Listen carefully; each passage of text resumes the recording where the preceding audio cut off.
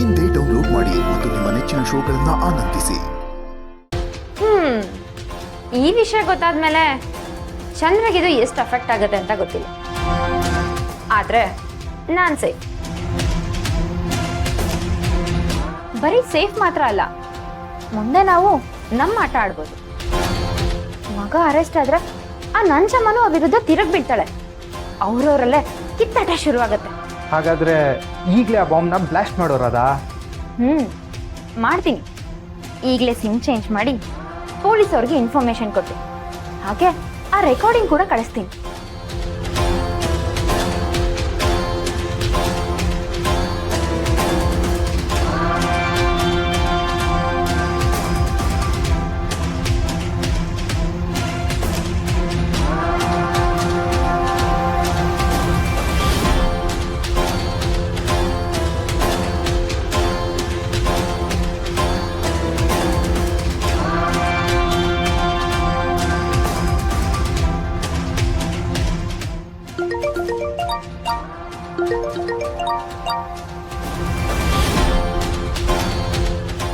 Hello, S P ಸೂರ್ಯಕಾಂತಿ speaking.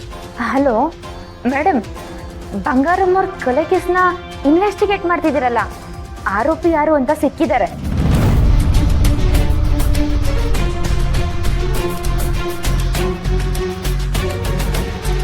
ಏನು ಹೇಳ್ತಿದ್ದೀರಾ?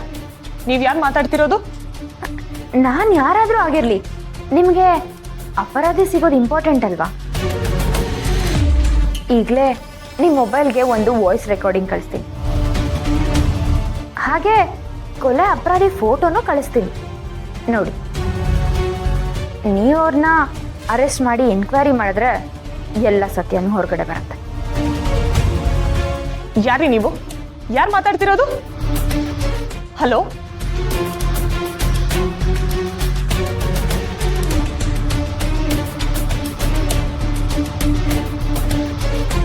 ಆ ರೆಕಾರ್ಡಿಂಗ್ ಅಲ್ಲಿ ನಿನ್ ವಾಯ್ಸ್ ಇದ್ರೆ ಏನ್ ಮಾಡ್ತಿರೋದ? ಅದೆಲ್ಲ ಆಲ್ರೆಡಿ ಎಡಿಟ್ ಆಗಿದೆ ವೈಭವ್.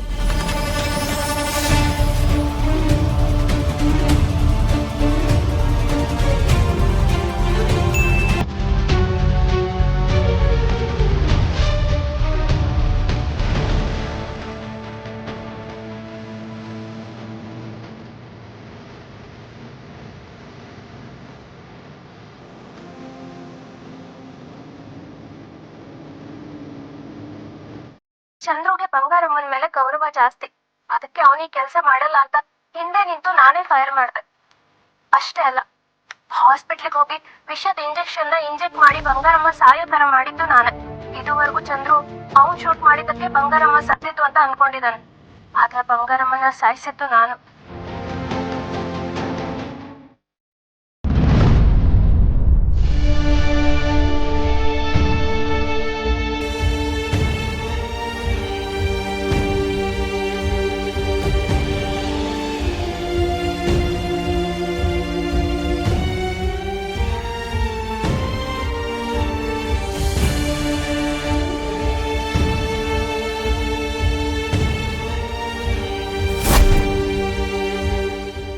ಈ ಮನೆನಾಗ ನಿಂಗೆ ಜಾಗ ಇಲ್ಲ, ಹೋಯ್ತಾ ಇರು.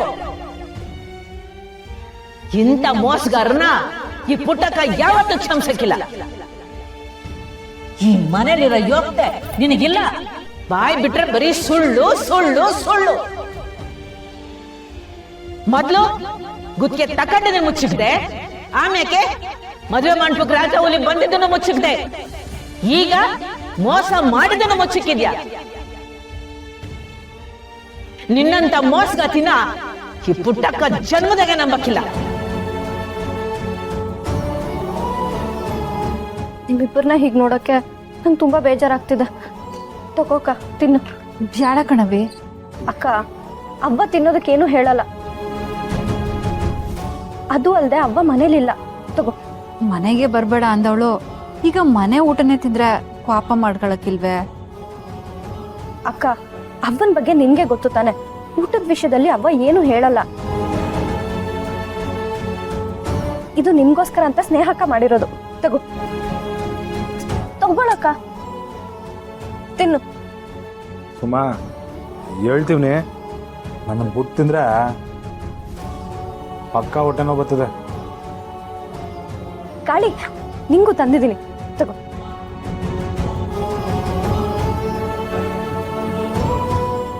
ಯಾರೋ ಸಂಸ ಗಂಟ ಊಟ ಮಾಡಕ್ಕಿಲ್ಲ ಅಂತ ಹೇಳ್ತಿದ್ರು, ಆದ್ರೀಗ ಮಾನ ಮರ್ಯಾದೆ ಇಲ್ಲದೆ ತಟ್ಟೆ ಹಿಡ್ಕೊಂಡು ಕುಂತವ್ರೆ. ಇಟ್ಕೊಳ್ಳೋದೆ, ನಿಮ್ಮ ಅಕ್ಕ ಹೇಳ್ತಿರೋದು ನನಗೆ. ನನ್ಗೆ ಊಟ ಏನು ಬೇಡ, ತಗೊಂಡೋಗು. ಕಾಳಿ ತಗೋ ಊಟ ಮಾಡು. ತಿಂದ್ ಗಟ್ಟಿ ಆದ್ರೆ ತಾನೆ ಅಕ್ಕನ ಹತ್ರ ಅವ್ವನ ಹತ್ರ ಕ್ಷಮೆ ಕೇಳಕ್ಕಾಗೋದು. ಬ್ಯಾಡ ಬಿಡವಿ, ಅವರೆಲ್ಲ ಮಾತಿನ ಮ್ಯಾಕ್ ನಿಲ್ಲೋರು, ಸುಮ್ಕೆ ಯಾಕೆ ಬಲ್ವಂತ ಮಾಡ್ತೀಯ? ನಿಮ್ಮ ಅಕ್ಕನಿಗೆ ಎಂತ ಕಲ್ಬುದ್ಧಿ ನೋಡವೆ. ಎಲ್ಲಿ ತಿನ್ಬಿಡ್ತೀನೋ ಅಂತ ಹೊಟ್ಟೆ ಉರಿ. ನಾನು ಯಾಕೆ ಹೊಟ್ಟೆ ಉರಿ ಪಟ್ಕೊಳ್ಳಿ? ಯಾರೋ ಹೇಳಿದ್ನ ಗೆಪ್ತಿ ಮಾಡಿದೆ ಆಟೆ. ಏನೋ ಒಂದೇ ಹೊತ್ತಕ್ಕೆ ಶ್ರಮಿಸ್ತಾರ ಅಂತ ಅನ್ಕೊಂಡೆ. ಇಲ್ಲಿ ನೋಡ್ರೆ ತಿರುಗೂ ನೋಡ್ತಿಲ್ಲ.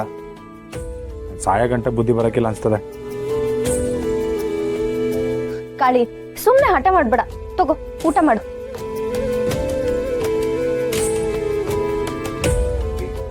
ನಾನು ಬೇಡ ಬೇಡ ಅಂತ ಹೇಳಿದ್ರೆ ಅವಳೆ ತಿನ್ನು ಅಂತ ಹೇಳ್ಬೋದು. ಇರಬಿ,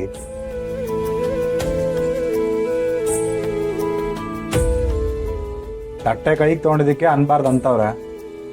ಇನ್ನು ತಿನ್ಬಿಟ್ರೆ ಆಟೆ. ಏನೋ ಕನಿಕರ ಇದ್ದು ಕ್ಷಮಿಸ್ತೀನಿ ಅಂತ ಹೇಳಿದ್ರೆ ಎಡ್ತು ತಿನ್ಬೋದು. ಇವ್ರು ಮಾಡಿದ ತೆಪ್ಪಿಗೆ ನಾನು ಶಿಕ್ಷೆ ಅನುಭವಿಸ್ತಾ ಇದ್ದೀನಿ. ಈಗ ನಾನು ಯಾಕೆ ಇವ್ರನ್ನ ಸಮಸ್ಬೇಕು? ಸುಮಾ, ತಿನ್ನಲ್ಲ ಅಂತಿರೋರ್ಗೆ ಬಲ್ವಂತ ಯಾಕವೇ ಮಾಡ್ತೀಯ? ತಾತ ಏನ್ ನಾನು ತಿಂತೀನಿ.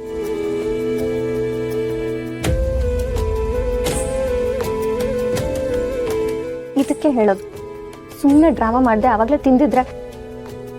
ನನಗೆ ನನಗೆ ಗೊತ್ತು, ನಿಮ್ಮ ಅಕ್ಕ ಕರುಣೆ ಎಂದರೋ ಲೇಡಿ ಕಾಳಿ ಅಂತ.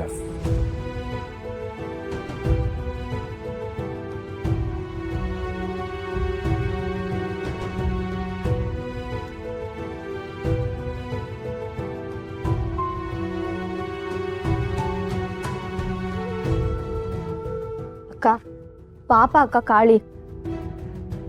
ನಾನು ನಿನ್ ತಿನ್ಬೇಡ ಅಂತ ಹೇಳಿದ್ನವೇ. ದಿಟ ಹೇಳ್ಬೇಕು ಅಂದ್ರೆ ನನಗೂ ತಿನ್ನೋ ಮನ್ಸಿಲ್ಲ. ಆದ್ರೆ ಏನ್ ಮಾಡೋದು, ಅವನು ಎದ್ದೋಗ್ಲಿ ಅಂತಾನೆ ಆ ನಿಟ್ಟೆಲ್ಲ ಮಾತಾಡಿದ್ದು.